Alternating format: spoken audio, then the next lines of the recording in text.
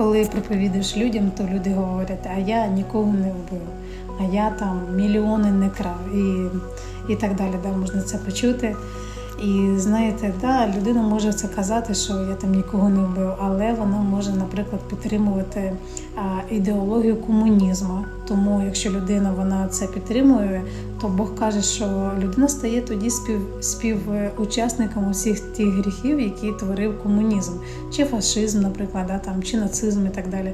Тобто, коли людина підтримує якихось там людей, політиків, будь-кого, вона підтримує їх, наприклад, да, то вона чітко повинна розуміти, що вона підтримує і те, що вони роблять. Тому дуже важливо, кого ти підтримуєш. Навпаки, потрібно підтримувати Ісуса Христа і завжди розуміти, де є Бог, де є Ісус, а де є темрява і де є сатана. І потрібно навернутися до Бога і дійсно виконувати Його волю святу.